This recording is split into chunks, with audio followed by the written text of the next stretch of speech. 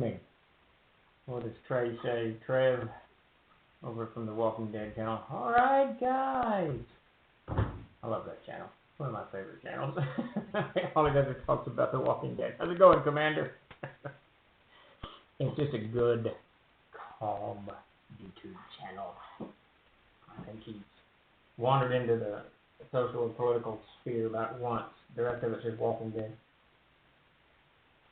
of which I'm a huge fan. Though I am waiting to see how the season ends, since they put it into it. They were in the editing process for the last episode, is my understanding. And there you go. I got a lukewarm glass of water. It's not quite as good as a cold beer, but it's something at least to wet the whistle. So I just started this afternoon working on, for the Planescape book, kind of conceptualizing the gray waste, Gehenna, trying to figure out what's there. I haven't gotten far. I like the idea of wandering souls, and those souls bring with them their domicile. So, say you were a ship captain when you died and you ended up Gehenna for some reason. Your ship comes with you. Of course, it's in the gray waste and you can't sail, but you're a confused soul. So, toying with that, I like that kind of concept of it. And then I think to travel in the gray waste, what is just like, I asked myself, and I think it's like snow, I guess. So sled would be the preferred method of travel in the gray waste, I think. Key for me at the moment, where's the dark pepper? I am shocked. It's in that refrigerator. I usually have a Dr. Pepper right after dinner. God, this chair is driving me crazy. Right after dinner. And dinner's right after the stream, so so I will hold off if I can. If I start yawning again, I'll have to go there and drink a Dr. Pepper. It's just the smell of it and the sound of it, I think, wakes me up. I'm relatively certain I'm pretty immune to caffeine at this point. I don't think it has that great of an effect on me. But all is good. So I think that we are without guidance today. Tim's going to try. Of course, his internet is not very great there on the river, but and Chuck's off doing Chuck stuff, so we may be on our own today. So what we're going to do today is a little different than we've done in the past. A few weeks back, we ran into a snag with, I think, my internet. I think my modem actually was giving us a problem. I couldn't stay online, so we're going to dive back into the past and finish up GM Strict of the Trade 54, Love Hurts, and then we'll proceed from there. There'll be a new GM Strict, should be a new GM Strict of the Trade out tomorrow. I am elbow deep in 𝐓𝐫𝐤𝐬, and there's a lot of very small but lots of little problems with this text. Most of them having to do with submissions from backers and other industry people who didn't know or didn't follow or just ignored or whatever. Various guidelines that we have. And probably they didn't know about them. I'm very quick to just say, we'll handle that, and just to get the conversation over with so that we can get to work. So, very, very deep into 𝐓𝐫𝐤𝐬, but I'm going to take a little time out, I think, tonight and write, or in the morning and write Gene Christian say number and whatever the heck he said, I think. I really don't like missing between it. It's kind of a nice gathering point in my soup of a brain above me. But we'll get started in a few minutes. We'll let people wander in, give everyone time to wander in. We're talking about equipment this week. 2 weeks ago, Love Hurts, and basically the concept behind this GM Strict of the Trade was you don't want to kill the characters, so you've given them a telling blow. You do want to do something, So you visit the pain, not on their flesh, but on their equipment. Something I do very frequently. So I pull my 5 favorite devices to do. And really, I do these all the time, whether it's a critical hit or anything. It doesn't really matter. I go with that yawning. How's it going, Douglas? Yeah. So we'll dive into that in a few minutes. I don't really know where equipment became such a huge thing for me when I was, over the course of my history as a Dungeon Master, Battle Keeper, Game Master, but it sure did. It took on a life of its own somewhere in the 80s, and now it's become just a huge part of my game, no matter what I'm doing. Thanks for the subscription, Mr. Douglas. Very much appreciated. We appreciate all the support everybody gives us. And if you haven't already, if you're joining us for the first time, please give us a like or a follow or whatever they do here on Twitch. It's a follow. Yeah, it's a follow. There's too much going on. Likes, follows, and DMs, and all of that stuff. Too much. We are actually in the process. How's it going, Bifford? We are in the process of reviving the TLG blog. Starting to try to put stuff up daily on the blog, both announcements and just gaming stuff. I'll pop that here in the screen if I can figure it out. Boomer. Just going back to a little bit of our roots. That blog, Davis made that blog. I have no idea when that blog was made. It was a long, long time ago. And we used it periodically. Every now and again we'll use it for, especially Davis and I, because it's just a nice place to just drop stuff. It used to get a lot of activity. It used to get used to get lots and lots of views. But we quit some time ago. Quit. I've always posted on it, but we backed off on the blog somewhat and shifted to other things. So right now the focus will be Discord. Of course, Discord is turning to be a wonderful tool. Twitch, this thing here, and the blog, and Facebook. We'll still stick with Facebook a little bit, but yeah, I couldn't take it anymore. It was too much to him. Hey, Retro Gamer, how's it going? Sweet Jesus. I love that stuff. Hey, Effie, how's it going? Nice to see you. Yeah, right. I don't know. It's just too much. It's just too much. Twitter and Facebook and Instagram, and now there's TikTok. I don't even know. It's just all too much. Too much communicating. I like. I'm a huge fan of cowboys, and I like the idea of just sitting on your horse in the quiet without anybody sharing your thoughts, or without you sharing your thoughts with anybody. There's something to be said for that. Yeah, isn't that you, Bifford? Aren't you the community manager of that show?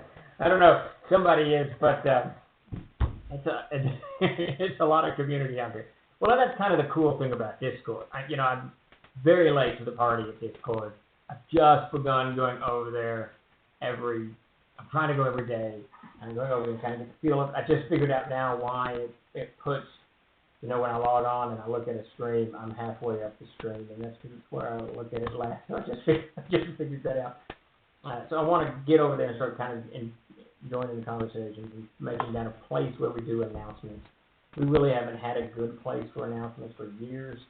We used to do it on the message boards, the web page, of course, but then we tried Facebook, and Facebook's okay, and Twitter is okay, but it's not really it's not really an environment for that. So Discord, actually, we've got the announcements channel in there, so when there's news from solo games like the Robert E. Howard thing, or the coming release of even staff or whatever it is, we got a place to put it, and Discord will be that, and then I'll mirror that over onto the blog, because everybody can access it. You don't have to follow, you don't have to like, you don't have to do anything. You can just go look at it, and this is where we are. I haven't figured out yet how, but I'll probably start putting up some of the game tricks of trade on the blog as well. Because you mentioned we got Patreon. Patreon now, that you can, I don't know if you subscribe to Patreon or whatever you do, or donate or pledge, I have no idea. Whatever it is you do to Patreon to get more access to some of the content, and then there's something else I'm missing. Of course, Kickstarter, we're fixing to branch out into Indiegogo. Something else. World Anvil. Yeah. I forgot all about World Anvil. So there's this giant World Anvil thing that we've been working on forever. So I think we're going to focus on things like the blog and Discord and Twitch, and then things that get content from us to everybody else, other gamers like Patreon and World Anvil. Then the other ones we'll keep using, but it's time it's time to cut the apron strings. Is that what they say? The problem with the modern internet is that there is no one place for announcements. There isn't. I mean, when we started this, we had a mailing list, and we still do, but and certainly our announcements go there. But we had a mailing list and a web page, and we would do a press release out, and then we would send the press release to, put it on our web page, send it to the mailing list, and then you put it on. There was message boards. There was 𝐓𝐫𝐤𝐬 and one other one. Was it RPG Now? RPG Net? There was another one besides that. It was like D20. 𝐓𝐫𝐤𝐬, and then there was another one that was released, so you could put your actual press releases up. What is Dragon's Foot was a good one, but you could put your message up and it went out there. But now it's just, you can't take the same message everywhere. Twitter's got a different thing than Instagram's got a different thing than Facebook's got a different thing than whatever. So, but Discord too has got the same issue. I couldn't put the entire announcement up on Discord. I could just put, I don't know, 1,000 different. But you're right, it's an issue. Yeah, and that's the thing. The website and the blog will be where we put them, and Discord, because I think Discord's got a lot of traffic to it. So Patreon, you follow and or reflect. Okay, so it's both on Patreon. I'm gonna get all this down essentially. I keep meaning to get active on email. I haven't been on 𝐓𝐫𝐤𝐬 in I don't know. We used to be on email every day. It's where we marketed the most. It's where we talked, to other people about things. But when we shifted off to Dungeons and Dragons and Castles and Crusades, they kind of shut us off. And then I just stopped going. We began to kind of build our own side of things with our own message boards and all that business. So I go to the email maybe once every 2 or 3 years, and I don't even know why I go. And it's usually because Tom Tullis or someone has sent me a link that takes me to 𝐓𝐫𝐤𝐬. I should go more often. There's industry news there. But, too much stuff out there. Too much information out there. Too much crap. But it's all good, I suppose. Everybody can find their niche and get into it and do the thing. I have to say, I did enjoy Davis's TikTok dances he did. Those were pretty cool. He posted them over on Facebook. So that was good. All right, so let's get into Love Hurts.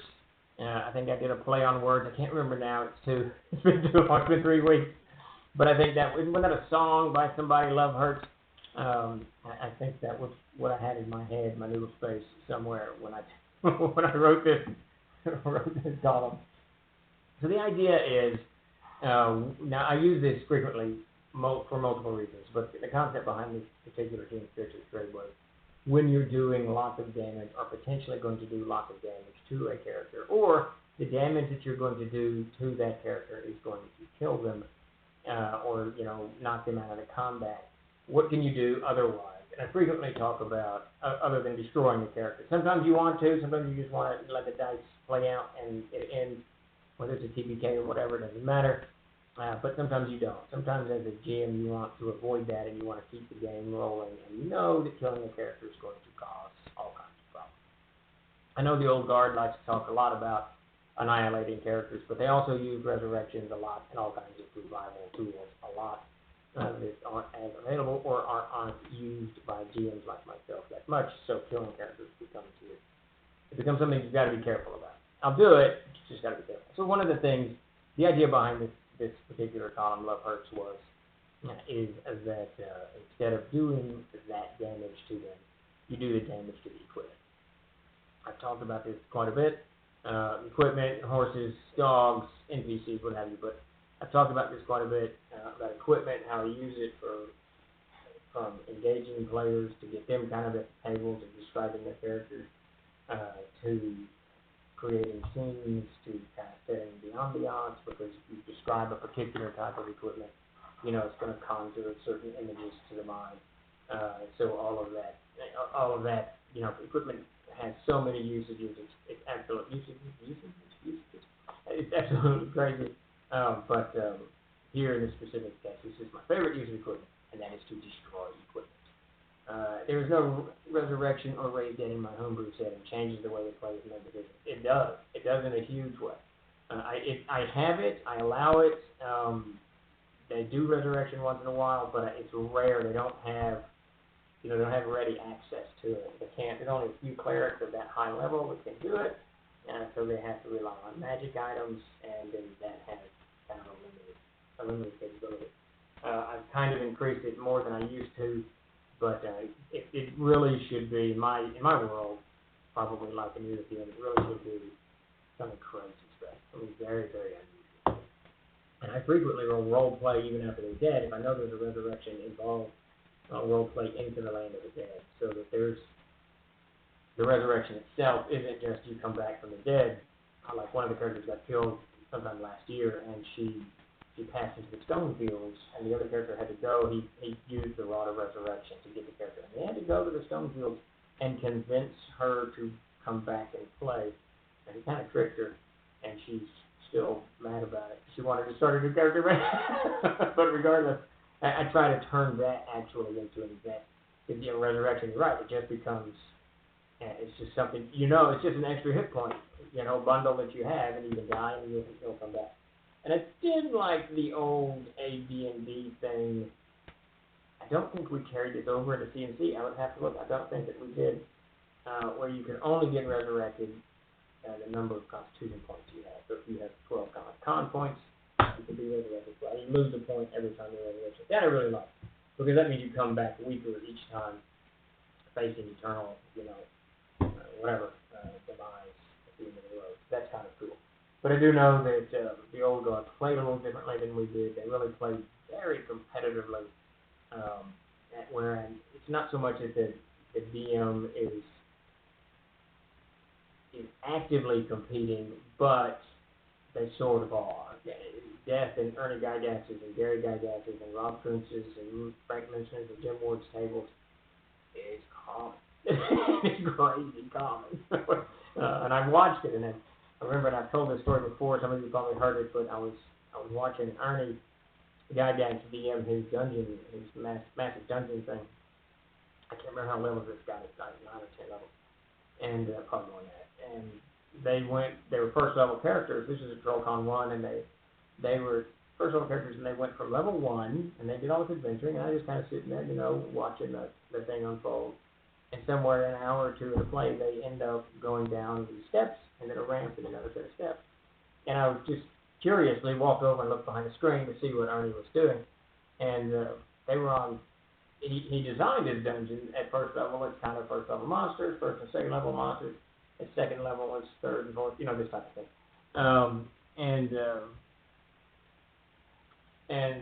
Sorry, I've had an Amber Alert here. It's one of the coolest things I think the modern world has created, these Amber Alerts. It's just fantastic.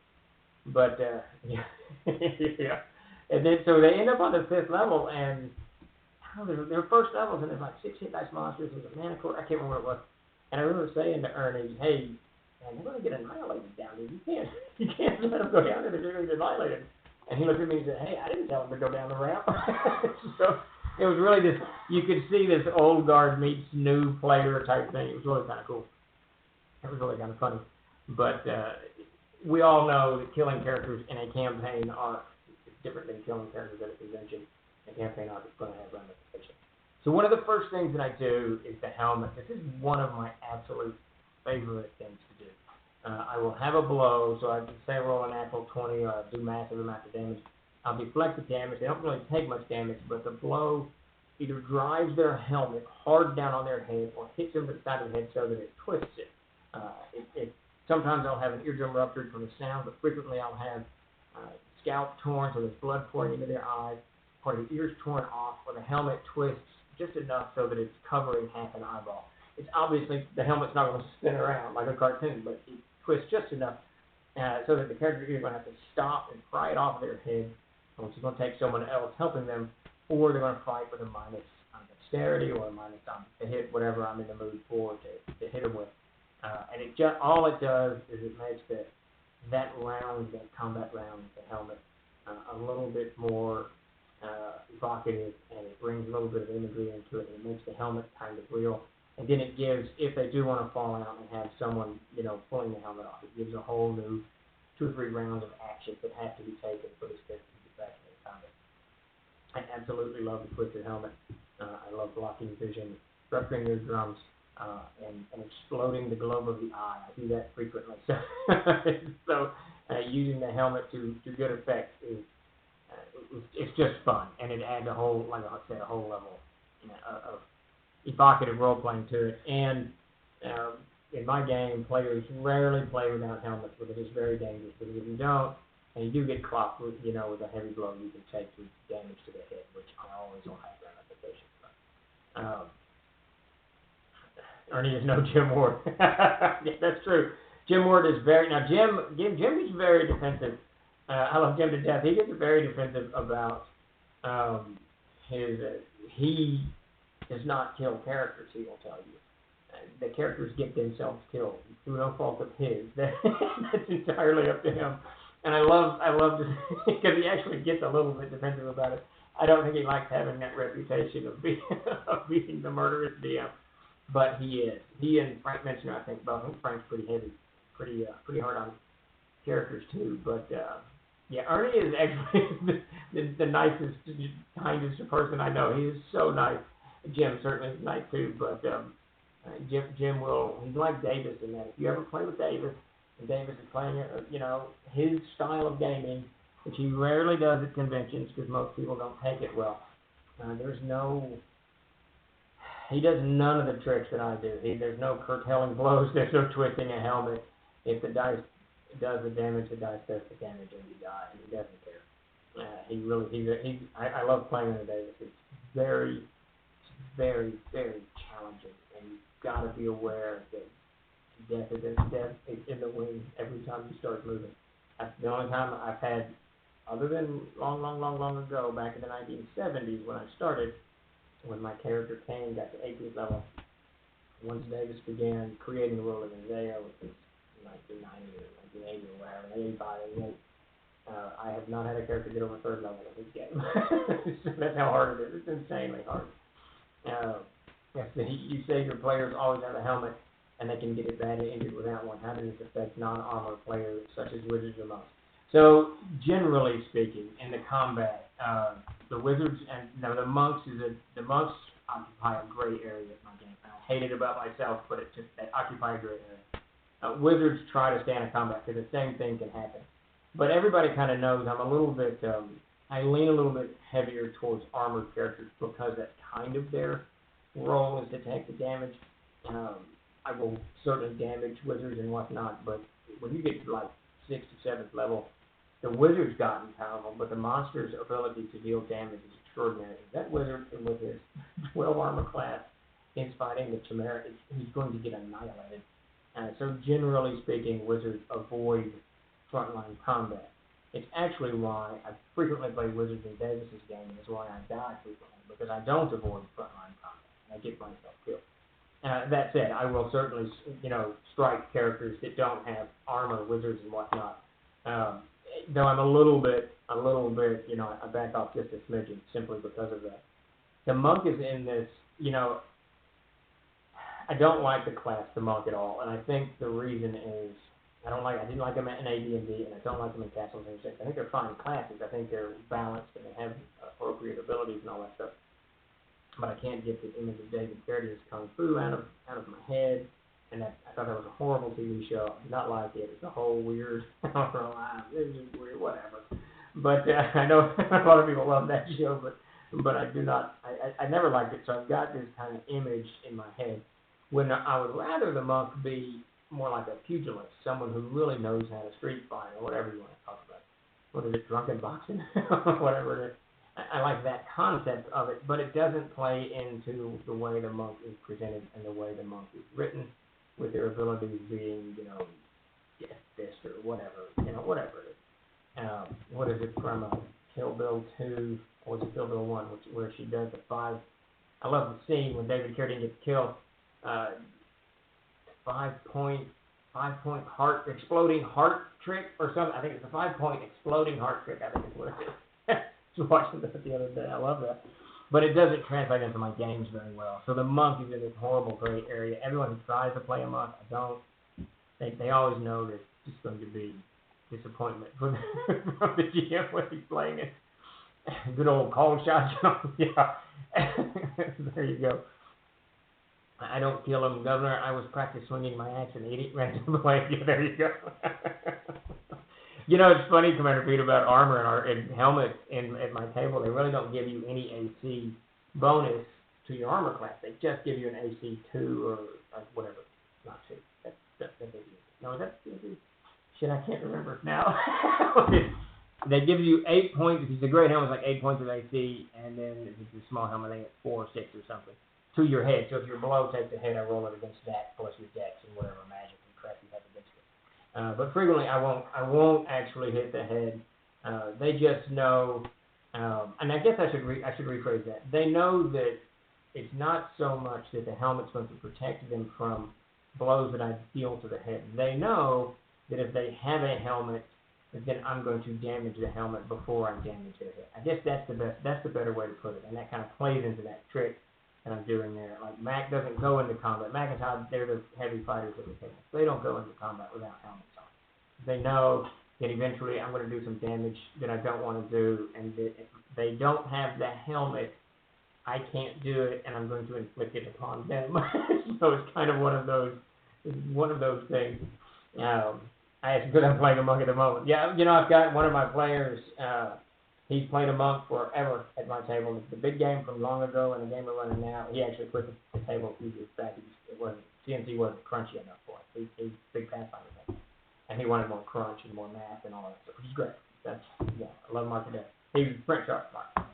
But and he played a monk. And I think that had he played something else, he would have been happier, because I don't treat monks well. And it's not that I do anything hard against them. I can't get David Carradine out of my mind. I love David Carradine. I just didn't like Kung Fu, the TV show. I don't do evil PCs in my games. If they become evil, they become an NPC at the end of the game session, and don't allow half-orcs, monks, or assassins, of course. Oh, see, now that, Mark, I'm right with you. That I'm okay with half-orcs, though barely, just barely. The monk, I for reasons I just explained. With the assassin, I don't care for either. It doesn't really have a role in an adventuring party. An assassin is, at the end of the day, someone who murders somebody. And even if you take it in kind of an esoteric approach to the class, that it's not, that it's an information gathering, blah, blah, blah, that doesn't fit my style of game, because I do overland, forest and mountains and swamps, and what's the assassin going to do in the Everglades? It's just going to drown. It's always going to get eaten by an alligator. So, yeah, I kind of back off the assassins, too. I don't care to run evil games. I have run a couple, and I've played in a couple, and they never end well. It never goes well, especially if I'm the evil character, because I end up killing most of the other characters in their sleep or something stupid. But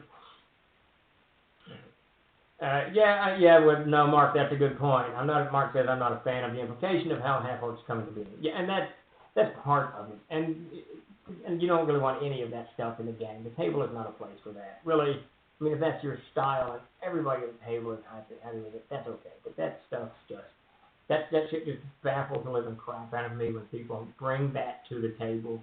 Just stop. Just stop. It's just not a good idea. It serves no purpose whatsoever. The only actual censoring that TLG has ever done was, we had a female writer years and years ago, and she wrote an adventure for us, and she had a gang rape scene in there that was part of her character's story, or one of the NPC's story arc, and I deleted the whole thing. She's very upset over it, but we're not doing any of that. That's good. This is a game of adventure. This is a game of whatever, looting dungeons and what have you. I don't need any real world crap in it. We get enough of that from whatever news garbage dump we're getting our news from.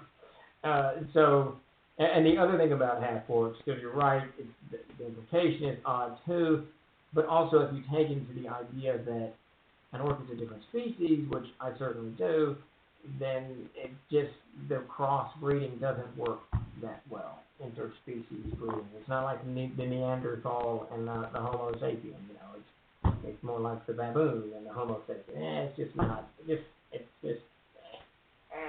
I'll let them, because I know that half-orcs have certain powers and abilities that give players some advantages. And that's basically, at the end of the day, why I let them, but I can't quite envision. And the half-orcs right up there with a monk and is the assassin. Not quite. The assassin's way at the top of my do not let list, and the monk is down, and then the half-orcs down at the bottom of it.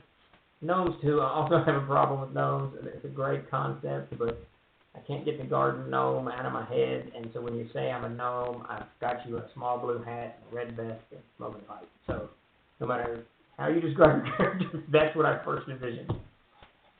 I find that most players who want to play evil tend to mess too much with it. Yeah, that's it, Commander. They really do, and you're not going to build up any kind of NPCs. You're not going to build up any kind of arcs. You're not going to build up because they're evil. It's how many friends did Bonnie and Clyde have? They didn't have many friends because they shot most of them. So no one liked them. It's great to romanticize that crap, but they were murderers. They murdered people, and